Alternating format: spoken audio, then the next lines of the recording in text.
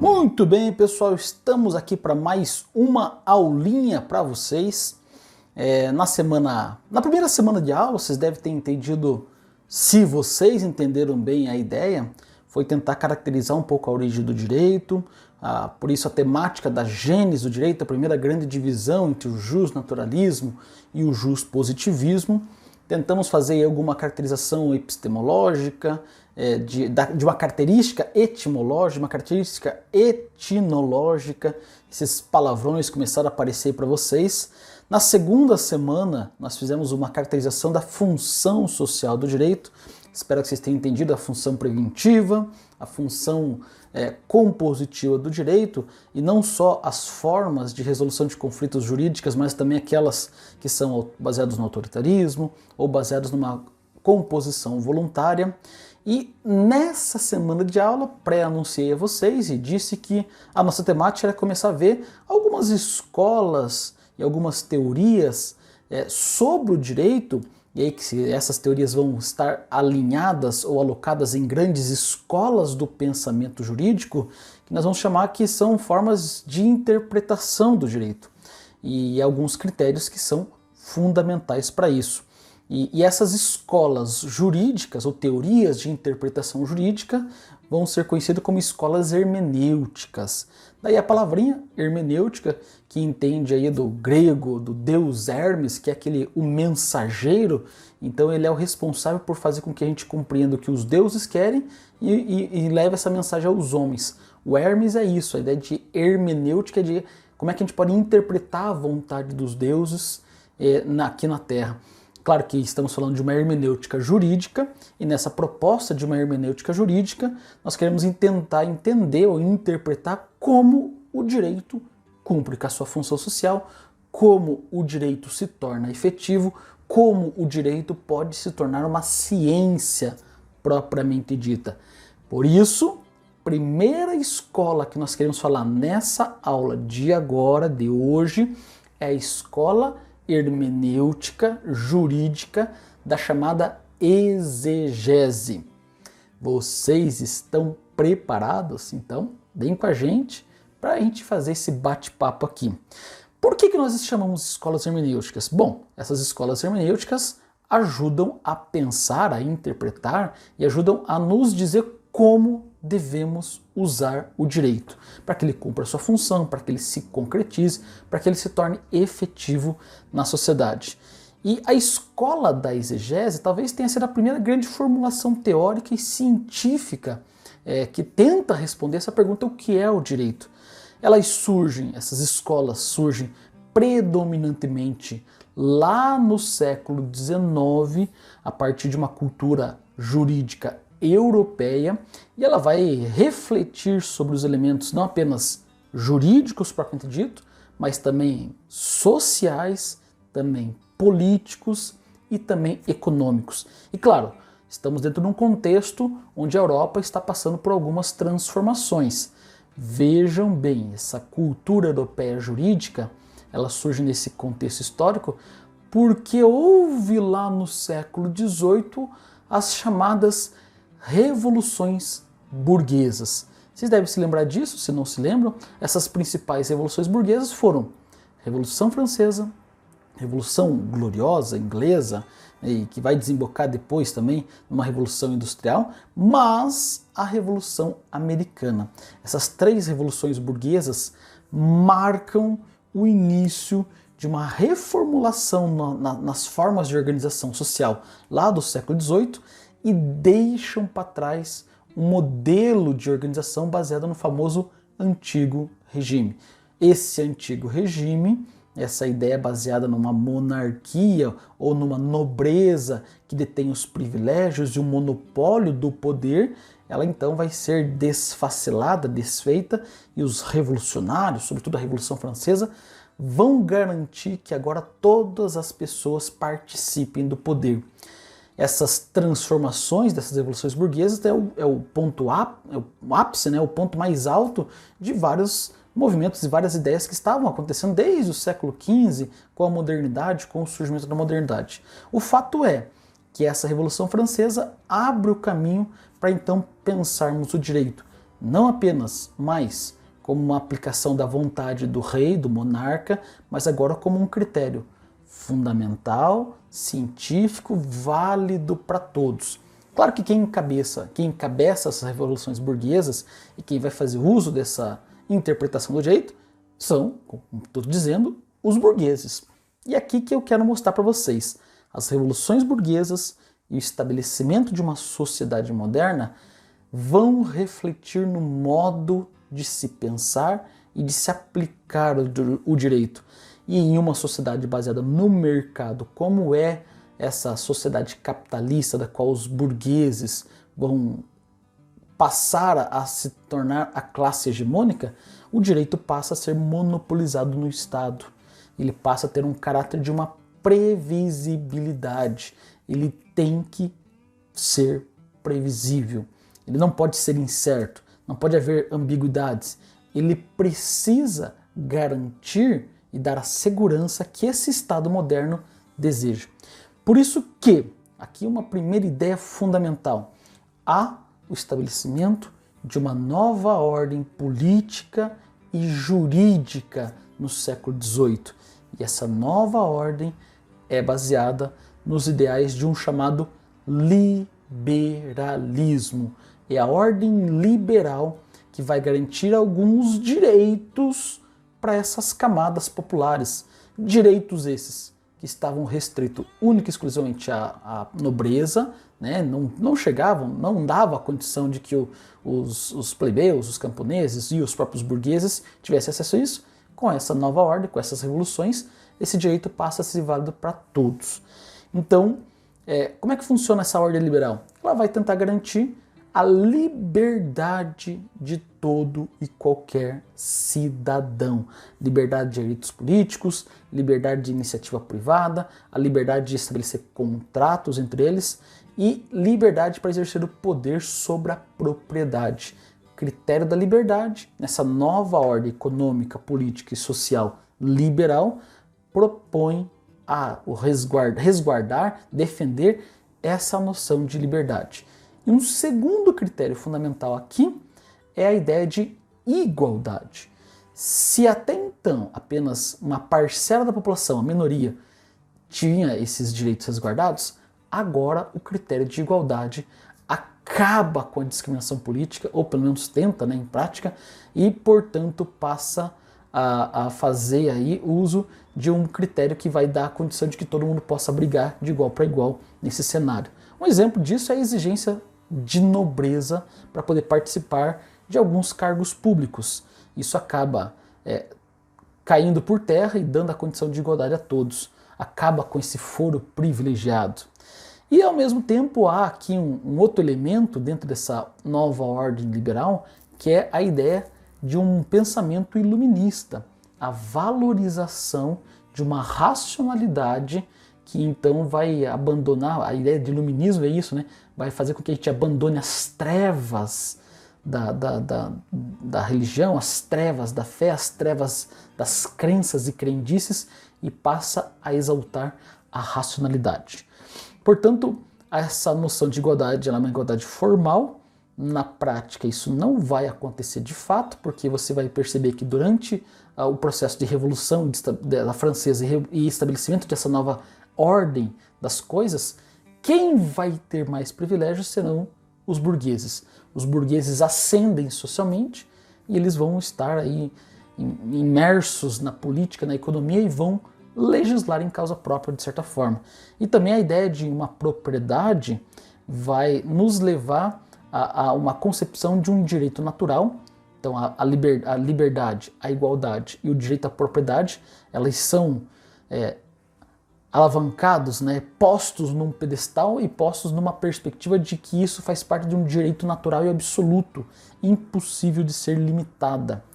E como eu falei, infelizmente isso vai ser colocado apenas no aspecto formal, mas o direito vai buscar garantir isso, ainda que nem todos consigam usufruir desses direitos. Como eu falei, fica restrito apenas a uma pequena parcela, que agora, se antes era na nobreza, agora são os burgueses. Beleza? E onde é que entra essa escola, que eu chamei aqui de escola de interpretação jurídica chamada exegese?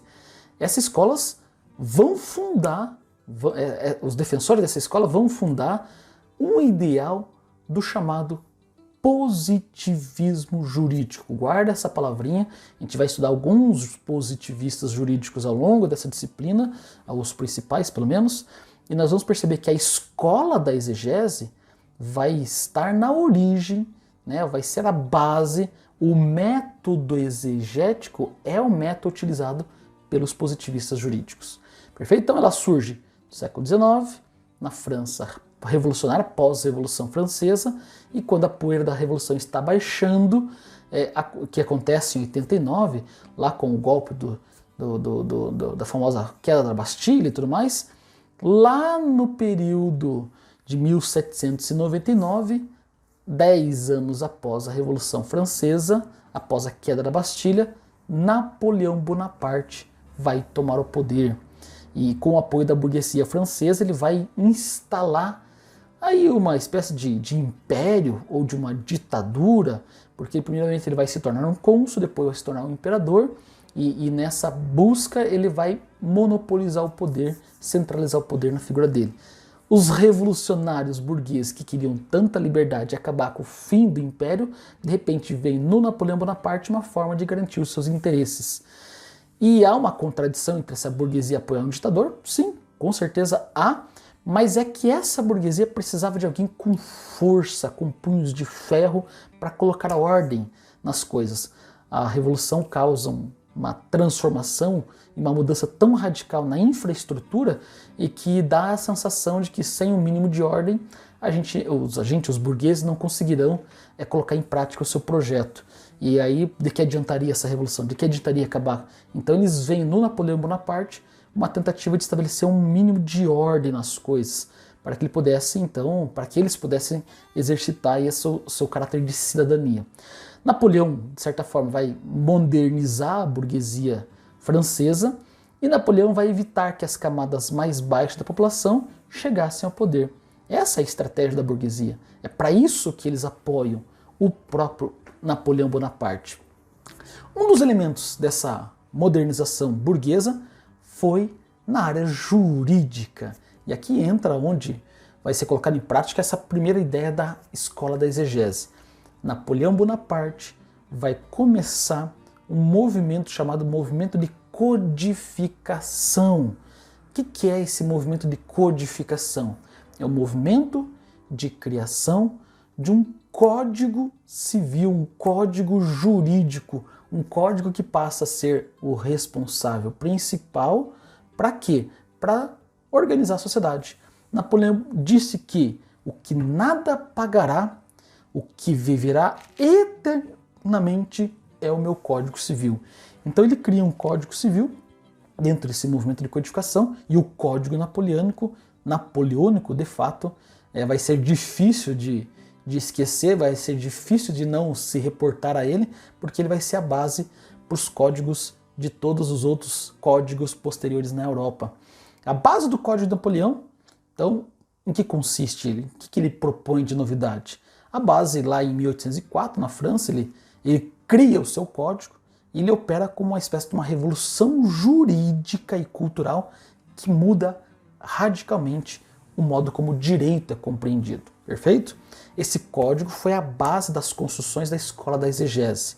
Não dá para falar da escola da exegese sem se reportar a esse movimento de codificação e a criação do Código Civil de Napoleão lá em 1804. Principalmente, meus caros, porque ele era uma novidade imensa na organização jurídica da sociedade. Foi um dos primeiros códigos escritos com a estrutura que conhecemos hoje. Organização em formas de artigo, linguagem impessoal, leis claras e acessíveis. Nós temos outras descrições, outros códigos antigos, mas nenhum com essa formatação. Então, Napoleão vai, de certa forma, ser um sujeito original. E com esse código, ele faz uma unificação do sistema jurídico.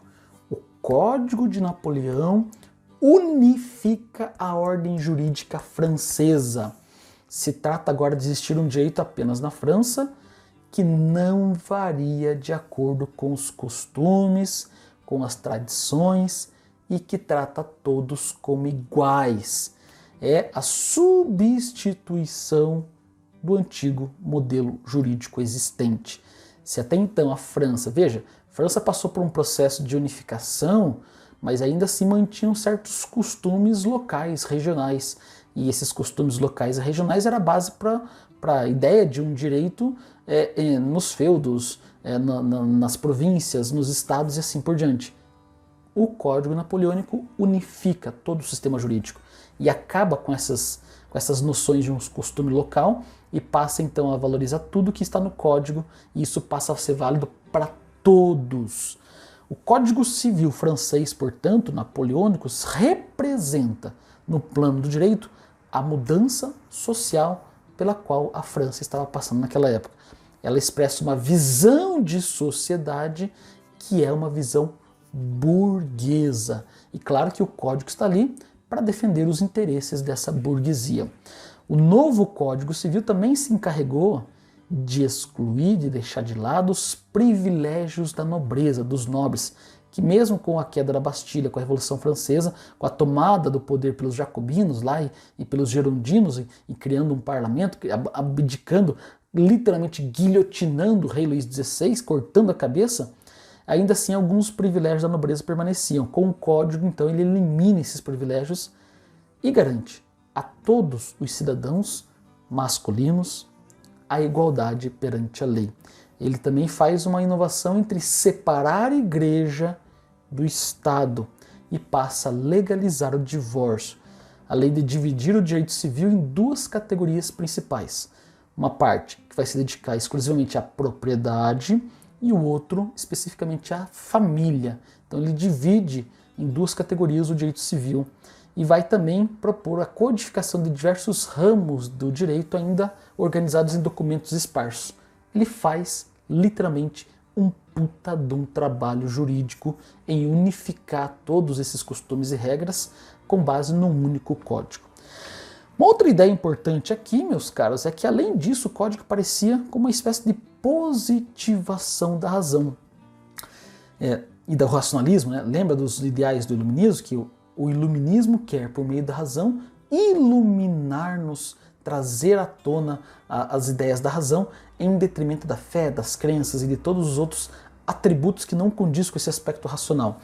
E o código é uma espécie de positivação dessa razão e da vontade geral que o Rousseau tanto defendia.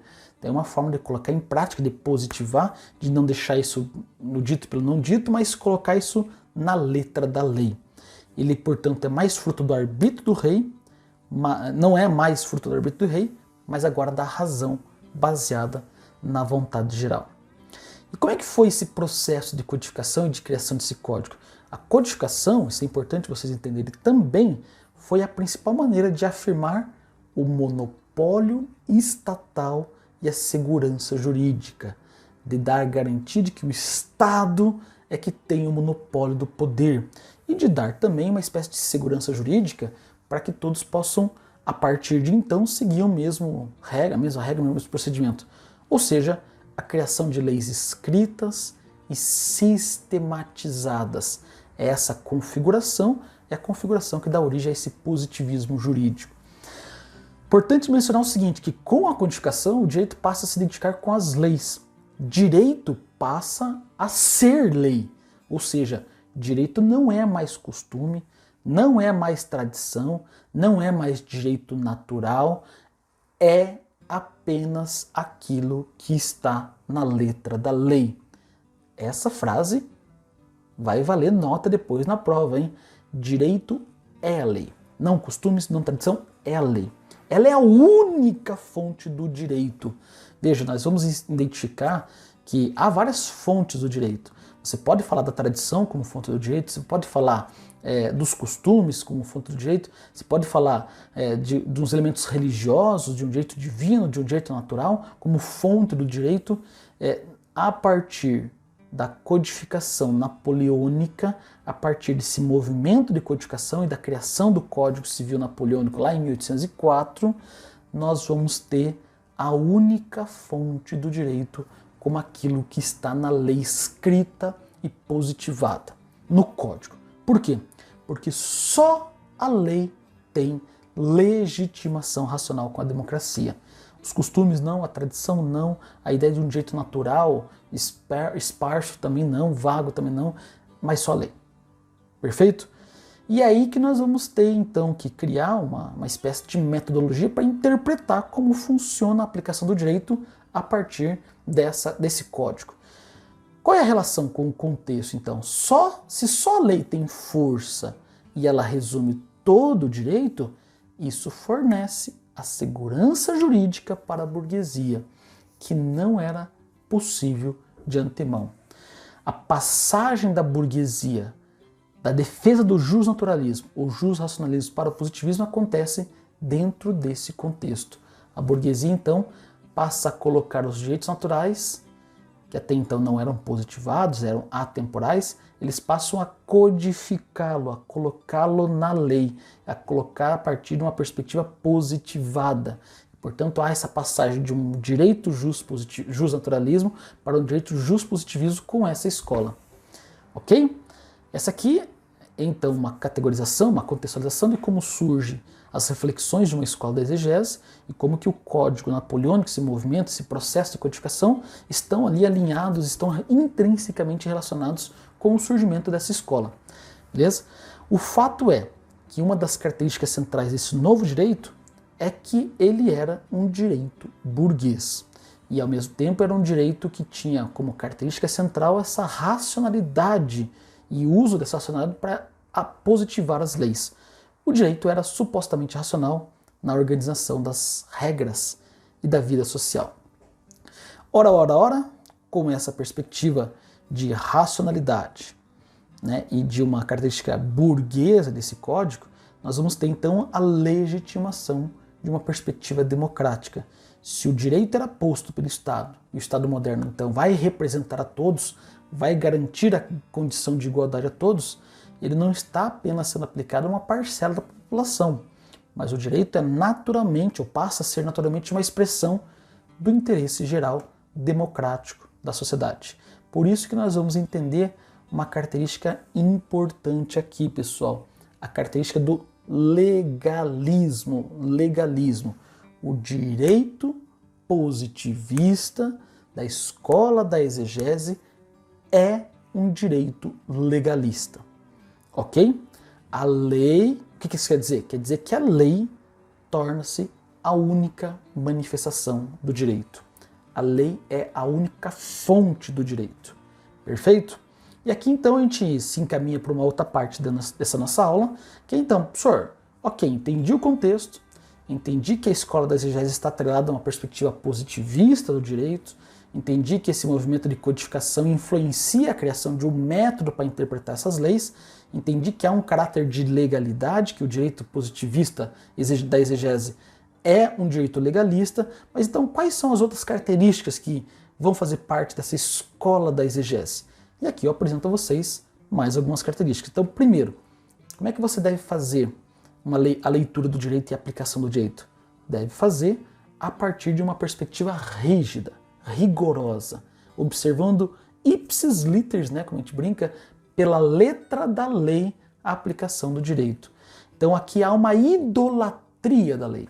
A lei tem supremacia sobre a doutrina, sobre a jurisprudência, sobre os costumes, sobre a tradição, sobre uma suposta ideia de um direito natural. E o papel dos doutrinadores, nesse caso, sobre a interpretação do direito, é mínima. Então veja, quando vocês forem advogados e começarem a montar as peças de vocês, além de mostrar um aspecto da jurisprudência, dos precedentes que foram criados, e, portanto esses precedentes criam, né, espécies de tradições e de costumes de um local, de um povo. Então, quando você analisa a jurisprudência, os costumes, a tradição, a ideia de um direito natural, de um ideal de justiça, de um ideal de liberdade, de um ideal de igualdade, tudo isso está materializado e positivado no código. Portanto, os doutrinadores, né, os intérpretes do direito, os defensores de ideias devem se basear única e exclusivamente na lei. Então eles têm um papel mínimo. É como se a codificação já incluísse todas essas referências, ok?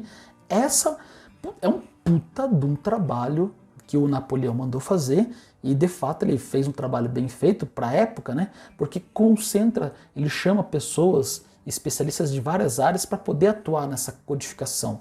Então não foi um trabalho arbitrário, ele de fato fez. Ele queria que a lei desse a segurança jurídica que os burgueses esperavam.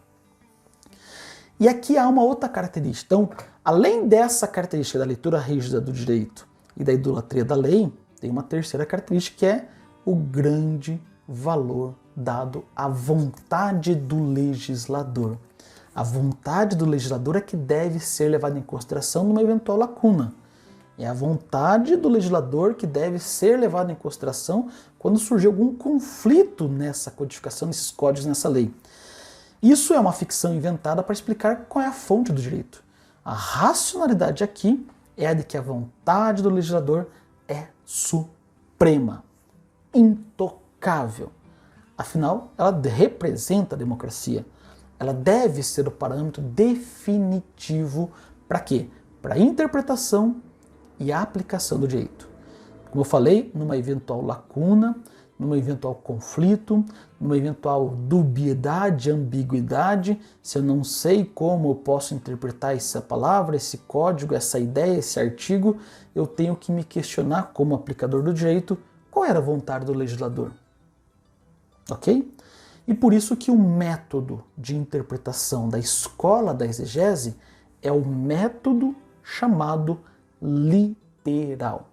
É um método literal, ok? Qual é o espaço para uma interpretação dentro de uma escola como essa? Há possibilidade de interpretar a lei? Há, desde que seja para entender qual é a vontade do legislador.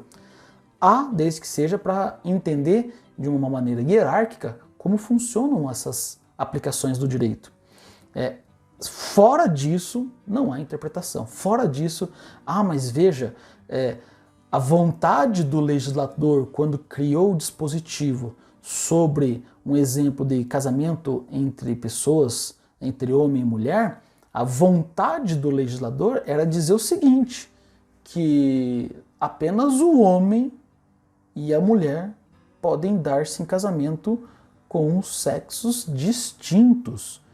Mas interpretar qualquer coisa para além disso seria um absurdo tremendo. Então não dá para interpretar fora desse contexto. Esse contexto da vontade do legislador era impensável pensar que casamento homoafetivo fosse possível. Então, por que eu estou dando esse exemplo? Porque há possibilidades de que o texto escrito surja de brechas para uma certa ambiguidade. E te mostrar o seguinte, que o legislador, quando escreveu, quando redigiu o texto, dizendo que há a possibilidade de que homens e mulheres dão-se em casamento, é no sentido de que homens e mulheres podem dar-se em casamento, mas não necessariamente o homem deve dar-se em casamento a uma mulher e vice-versa. Homens e mulheres têm direitos iguais, eles podem dar-se em casamento, mas o homem pode dar-se em casamento com outro homem, o homem pode dar-se em casamento com uma mulher, o homem pode dar-se em casamento independente de um e de outro, e assim a mulher. Ambos possuem direitos iguais. Então vejam, é uma forma de interpretar a letra da lei. Mas o que a escola da exegese está dizendo nesse momento é que se houver alguma brecha, alguma ambiguidade, alguma lacuna, algum conflito de interpretação naquilo que está codificado, deve ser respeitada a vontade do legislador. E deve entender então que naquela época da redação da Constituição dessa lei, a vontade era que o casamento era só um casamento heteroafetivo e não homoafetivo. Enfim, o método de interpretação é o método literal. Por isso que vocês vão ver dificuldades em aplicação de uma interpretação do direito que não seja a valorização da letra da lei. O juiz deve ater-se aos dizeres contidos na lei sempre. O juiz é uma máquina de aplicação do direito, que apenas opera um processo de organização silogística do argumento. Veja, eu estou dando essa sentença aqui porque ela está fundamentada na Lei 1, na Lei 2, na Lei 3, e eu apenas monto as premissas e chego a uma conclusão, ele apenas é um aplicador da lei. A decisão judicial não pode criar nada para além da lei. E aqui, meus caros e minhas caras, aqui vem, lembra das questões que nós colocamos como problemas nas semanas anteriores? Seja o caso do mudinho, seja o caso dos índios, seja o caso do filme Tempo de Matar, que, embora uma ficção, reflete um problema social muito recorrente. Como é que o juiz deveria aplicar a lei, o direito, em situações extremas como essa? Olha, olha, olha.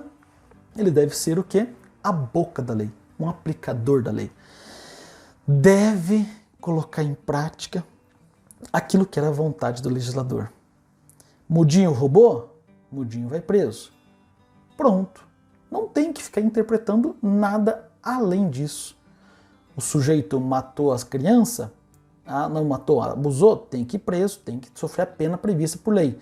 E o pai? Faz o quê? O pai não tem que fazer nada. Então, se o pai matou as pessoas que abusaram da sua filha, então ele fez justiça com as próprias mãos. Qual é a pena prevista para quem pratica homicídio? É tantos anos de prisão, ok, se não pena de morte, ok, dependendo do estado da legislação, o juiz não deve interpretar nada. Mas coitado do pai, coitado da situação, mas coitado... Não tem que pensar nisso. Tem que aplicar a lei, ok? E a ideia é que as leis... Então veja, não é que ele está cometendo uma injustiça nesse caso. Não, muito pelo contrário. A ideia aqui é que a lei, pela formulação dela, que já foi democrática, já foi pensada, já foi incluída todos os precedentes e jurisprudências e costumes e valores nela, agora não cabe mais interpretação. Cabe apenas aplicação. Ela não pode ser alterada por uma vontade subjetiva de um juiz, ou de um promotor, ou de um advogado. Isso seria absurdo e a lei perderia seu sentido, ok? Aqui há, obviamente, uma influência de Montesquieu e da separação dos poderes, porque diz o juiz é a boca da lei, ele deve aplicar a lei. Quem deve criar a lei é o legislativo, e pronto. Há, nitidamente, aqui uma influência de Montesquieu nessa separação dos três poderes entre judiciário, legislativo e executivo. O juiz não deve se tornar legislador, porque não pode, para não confrontar para não adentrar no espaço do poder do outro. E uma outra característica, meus camaradas e minhas camaradas, é a valorização da segurança jurídica e da previsibilidade do direito, valores que coincidiam com as necessidades da burguesia francesa da época.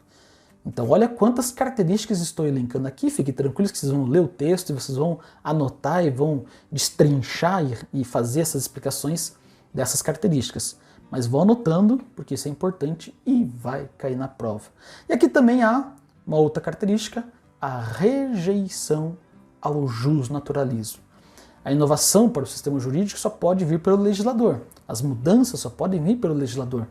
A doutrina, no seu papel de interpretação, orientação e experimentação, simplesmente perde a relevância.